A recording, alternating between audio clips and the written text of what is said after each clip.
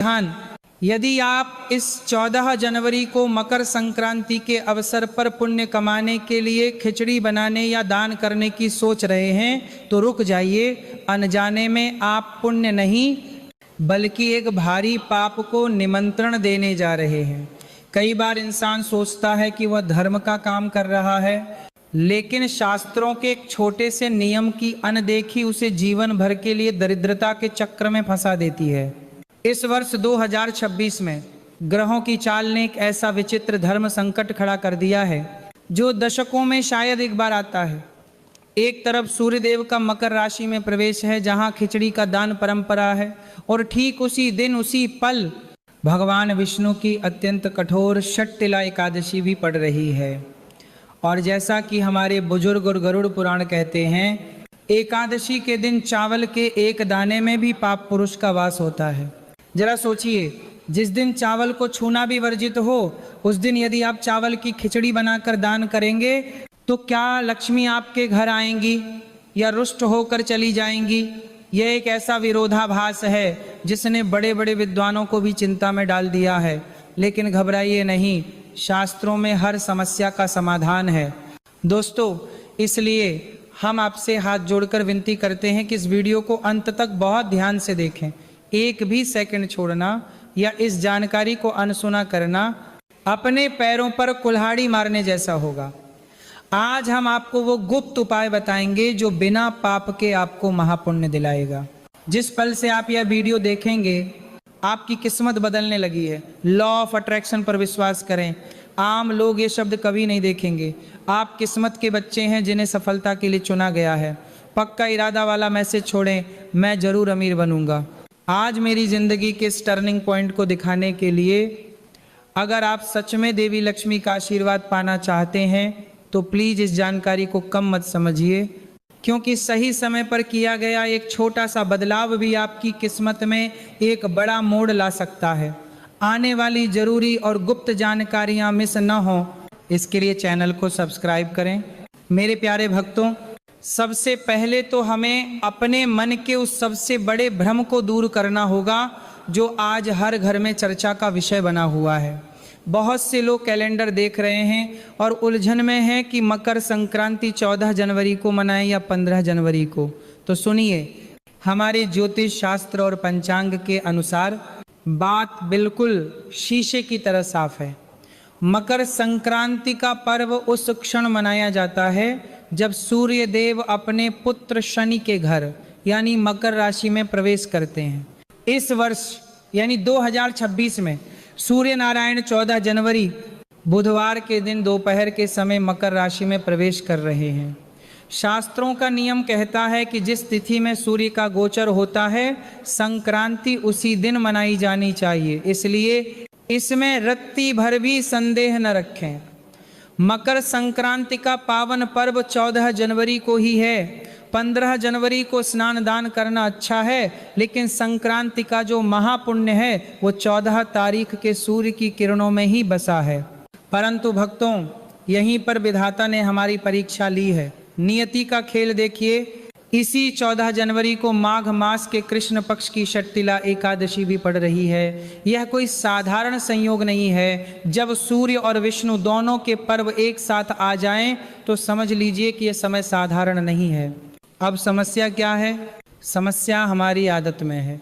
बचपन से हमने देखा है कि मकर संक्रांति मतलब खिचड़ी का त्योहार। माँ दादी कहती थी कि इस दिन चावल और उड़द या मूंग की दाल की खिचड़ी बनाकर दान करो तो घर के भंडार भरे रहते हैं। ये बात 16 आने सच है, लेकिन शास्त्र यह भी कहते हैं कि देश काल और पात्र देख कर ही धर्म करना चाहिए। एकादशी का नियम, जो कि भगवान विष्णु का सबसे कठोर आदेश है, वह कहता है कि एकादशी के दिन अन्न, विशेषकर चावल में पाप का वास हो जाता है। गरुड़ पुराण में स्पष्ट लिखा है कि जो व्यक्ति एकादशी के दिन चावल ग्रहण करता है या चावल का दान करता है, जाने में मांस खाने या खिलाने जितना दोष अपने ऊपर ले लेता है। अब आप एक धर्म संकट में हैं।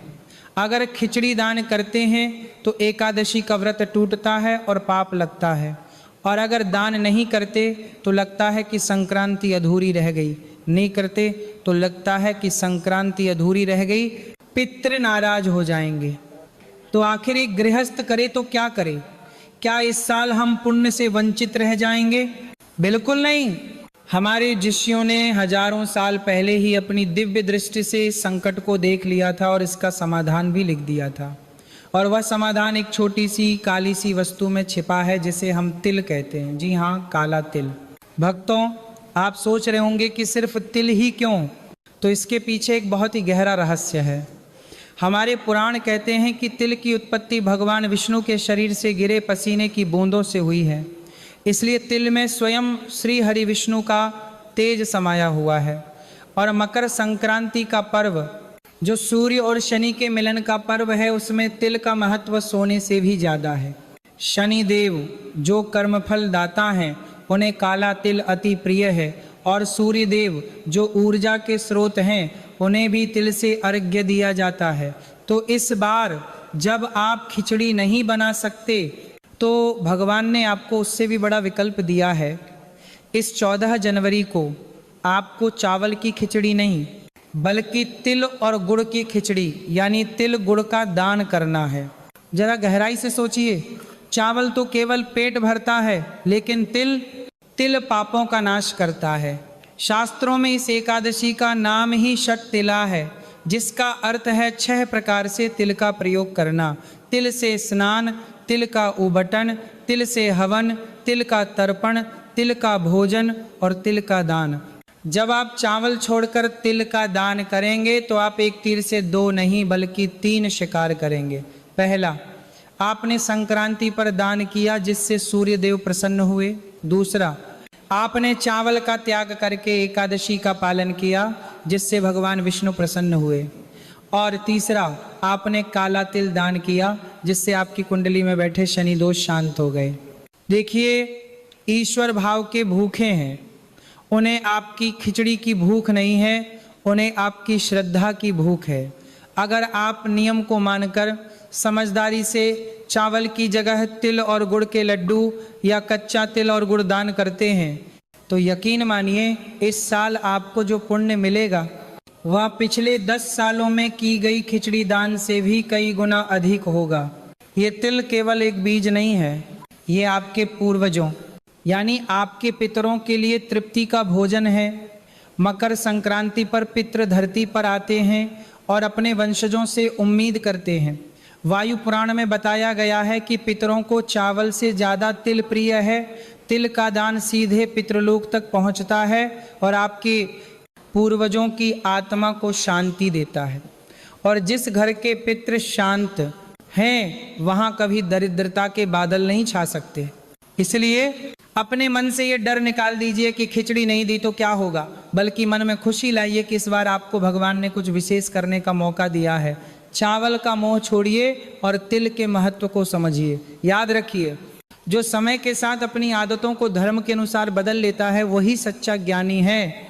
मेरे प्रिय आत्मन, अब हम इस वीडियो के सबसे महत्वपूर्ण भाग की ओर बढ़ रहे हैं। कृपया यहाँ अपना पूरा ध्यान लगाइए, क्योंकि क्या दान करना है यह जानना जितना जरूरी है उससे 1000 गुना ज़्यादा जरूरी यह जानना है कि दान कैसे करना है।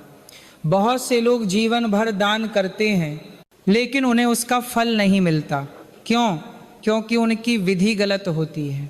आज मैं आपको वो गुप्त विधि बताने जा रहा हूँ जिसे हमारे शास्त्रों में स्वर्ण प्रवाह यानी सोने का बहाव कहा गया है। सबसे पहले इस 14 जनवरी की सुबह स्नान के बाद जब आपका शरीर और मन पवित्र हो, एक तांबे या पीतल की थाली लें। स्टील या प्लास्टिक का प्रयोग न करें तो बेहतर है। इस थाली में एक मुट्ठी काला तिल रखें। याद रहे, तिल काला ही होना चाहिए क्योंकि ये शनिदेव और पितरों का रंग है।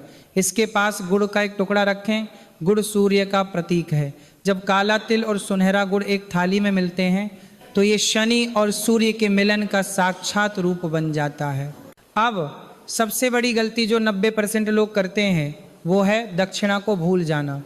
लोग सोचते हैं कि हमने सामान दे दिया बस हो गया, लेकिन मेरे भक्तों, शास्त्र चीख चीख कर कहते हैं अदक्षिणम हतम दानम, अर्थात बिना दक्षिणा के किया गया दान मृत होता है, उसका कोई फल नहीं मिलता। इस बात को ऐसे समझिए, आपने एक चिट्ठी लिखी जो आपका दान है, लेकिन उस पर डाक टिकट स्टैंप नहीं लगाया, तो क्या वो चिट्ठी कभी भगवान तक पहुंचेगी? नहीं, वो रास्ते में ही खो जाएगी। दक्षिणा उस डाक टिकट का काम करती है। ये दक्षिणा कोई बहुत बड़ी रकम होनी जरूरी नहीं है। ये 11 रुपये, 21 रुपये, 51 रुपये या 101 रुपये हो सकती है। बस इतना याद रखें कि संख्या विषम ऑड नंबर होनी चाहिए, क्योंकि विषम संख्या वृद्धि और विकास का प्रतीक है। अब विधि सुनिए। थाली में तिल, गुड़ और दक्षिणा रखने के बाद उसे अपने दाहिने हाथ में लें, थोड़ा सा जल हथेली में लें, अपनी आंखें बंद करें। अब अपने इष्ट देव और अपने पितरों का आवाहन करें। मन ही मन अपना नाम और अपना गोत्र बोलें। यदि आपको अपना गोत्र नहीं पता तो आप कश्यप गोत्र बोल सकते हैं। इसके बाद एक संकल्प लें, कहें, हे सूर्य नारायण, हे श्री हरि विष्णु, आज मकर संक्रांति और एकादशी के इस पावन संयोग पर मैं अपने ज्ञात अज्ञात पापों की क्षमा के लिए और अपने परिवार की सुख समृद्धि के लिए यह अन्न और धन दान करने का संकल्प लेता हूँ। इसे स्वीकार करें। जैसे ही आप ये बोलें, हथेली का जल जमीन पर छोड़ दें। इसे संकल्प छोड़ना कहते हैं। ये क्रिया बहुत शक्तिशाली